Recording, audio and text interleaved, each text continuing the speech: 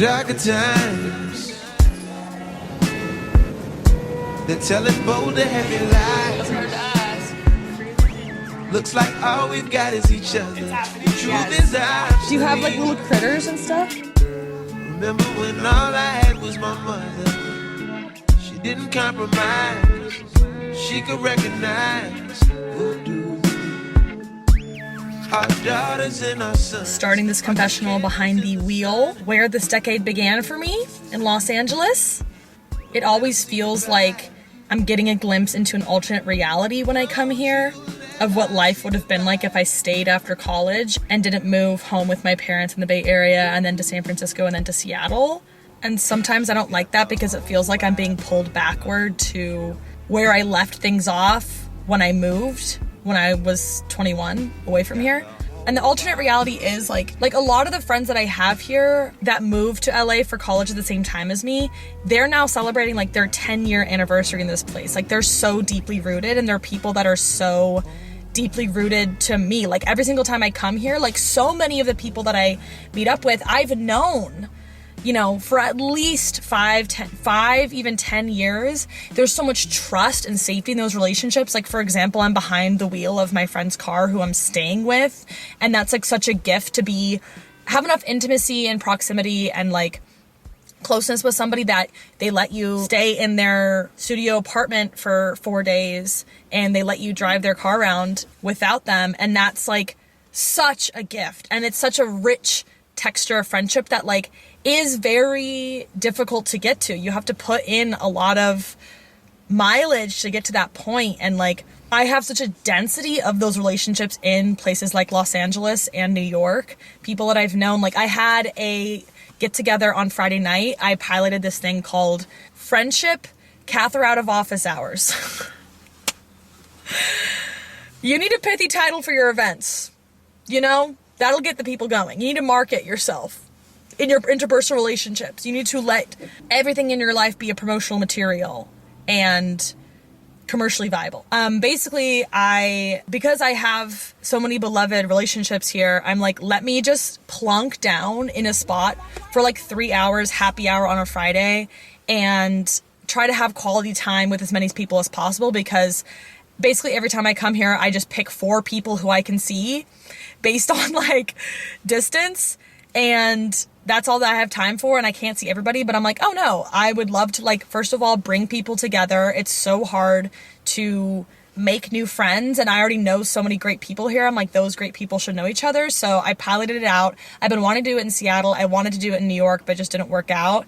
And it was wonderful. I had like, I don't know, 6, 8 people there. You know, some people hit it off, and we'll probably see each other outside of that gathering. And it was amazing. And the people that couldn't come, then I set up like one-on-one hours with them outside of it. So it like allows me to tap into a lot more of these friendships when I do come. And I feel so wealthy in friendship when I come here. I'm like, why did I sell my stocks to move back to Northern California and then to move to Seattle when like I could have this here? But I think also there's another side to the alternate reality where like I see that when you stay in the place you went to college, sometimes it is more insular and you end up like staying with those people and not branching out. Like I was at a party on Saturday night of like a friend of a friend that went to USC, and like I was, okay, amazing, talking to new people at a party on the West Coast. Like for a while I had like sort of identified the West Coast as a place that like people don't really branch out, but was able to talk to some new people, and every single person I met there, except for one that was like the sibling of the host, went to USC. And I was like, this is bizarre, because I'm never at any type of gathering in Seattle where, first of all, I even recognize people from like 7 years ago. That does not happen because I've not lived there for 7 years. And also like, I don't run that deep in Seattle yet. I'm not from there. I'm not from LA either, but it's like, I have been around enough here that like there are people that I see and I'm like, oh, I recognize you, we reconnect. But I'm never even at a gathering in Seattle where like everyone knows each other from like one thing. Like it's always very an eclectic mix of like, oh, friend of a friend of a friend, there's some work, there's some like hobby, there's some just like people that I've met off of dating apps. Like there's just like, it's just like much more eclectic. And I'm like, oh, like I feel like if I like moved back here, like I wouldn't be struggling as much for friendship. I wouldn't be trying to make as many new friends. I wouldn't be looking for like sending my roots more down, because it's like they're already miles deep here. I have so many friends in LA that I know from like YouTube and the internet and TikTok. I have so many friends that I know from like political organizing work. It's like there's people I know here from high school. There's people I know here from friends of friends.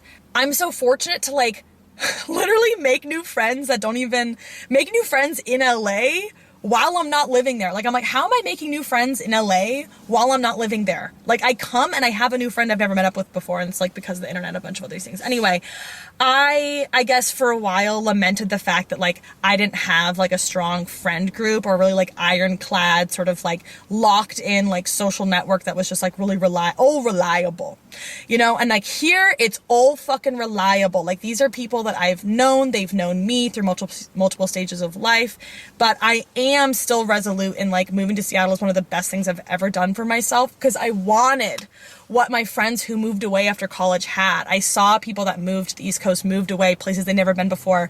The amount of transformation and like growth you can experience is amazing. And I think like, I guess like I worried for a little while that I had such a good time in college. I'm like, did I peak in college? And I'm like, no, I think I'm in my salad days again. I think I'm peaking again. I think I'm reaching that.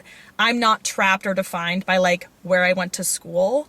And also like, I don't really want to associate myself with USC anymore. They've done terrible, carceral, corrupt things. They've brutalized students on campus standing up against genocide. Like, what kind of like rotted, profiteering structure does that? And like, I don't mean that everyone connected to USC represents that at all. I don't have a lot of school pride anymore. I'm not very proud. I've been radicalized to a point where like I no longer believe wholeheartedly in like the sanctity of like higher education. So sometimes I do feel a little like bitter when I'm here, because it feels like I'm being pulled backwards into that stage of my life, and I feel like I've moved so far beyond it. Anyway, meeting up with some cherished mutuals now, but figured I'd take this confessional series on the road, and I'll chime back in if I have more thoughts. Another thing I wanted to take on the road with me this trip was my new bralette from Parade, the sponsor of today's video. This is not my first time accepting them into my life and on this channel, because I always just look forward to what their selection is like every season. I picked this up because, like, especially when I'm traveling, it's just so valuable to have something versatile. Like, I can wear this as a top to the sound bath yoga class I'm going to while I'm in LA. I can wear it underneath hiking clothes. If I want to just have like a little basic underneath like a button up, this is just so reliably fresh and good. This is the Lush Sculpt Plunge Long Line Bralette. It is this ribbed texture. You can see how giving it is, not restrictive at all. I got it in the color Potion because I'm always casting spells, etc. And yeah, yourparade.com/Katherout50 gives you 50% off. And there are many people with taste shopping on there all the time. So like, sometimes my favorite things sell out before I can get them. So check that out. I'll have it linked in the description. Thank you, Parade, for being my foundation underneath it all. And let's get back out on the road.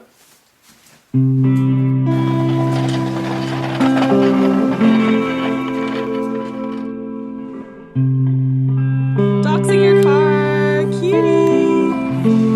Little Lindsay strutting. He was a big wave surfer, living down by Waimea Bay. We had a few friends, never thought it would end.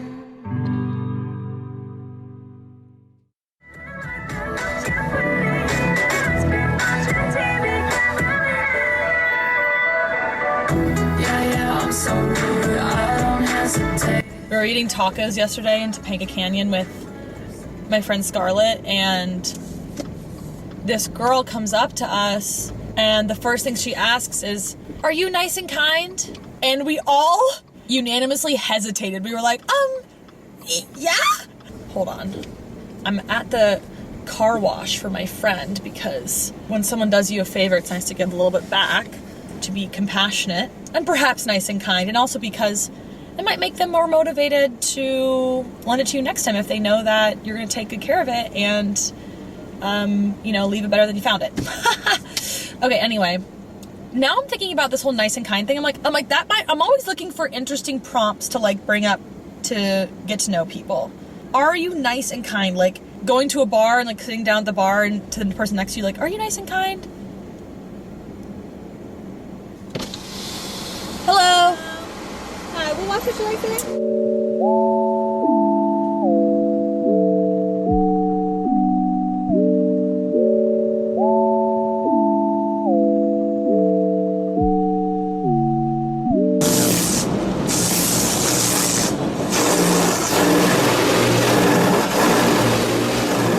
What the fuck is going on? Oh. I'm scared. I literally always forget how car culture works. I have not been a car owner since 2021, so coming up on 3 years a pedestrian, 3 years a cyclist, 3 years a public transit rider, and it actually is an important part of my identity. Like, is it fun to sing and jam in the car? Yes, it is. I still prefer the camaraderie and the collectivity of public transit. If you're nice and kind, comment down below. Tell me your thoughts on car culture or friend groups or school spirit.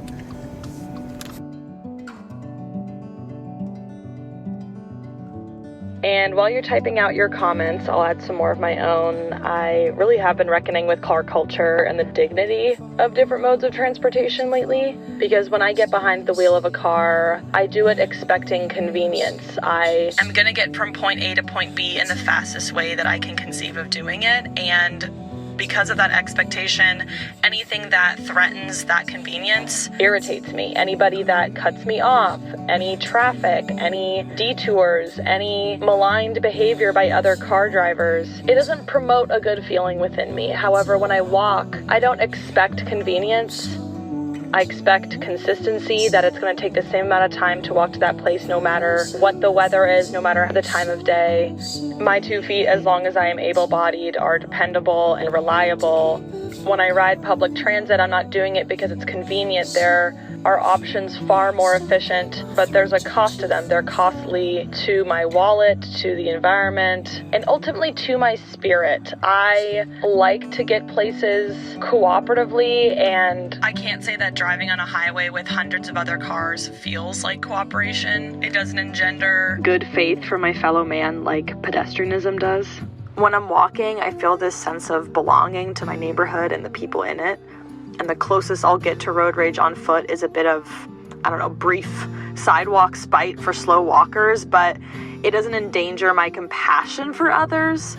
Versus behind the wheel of a car, there's often this attitude that those you share the road with are stupid or incompetent.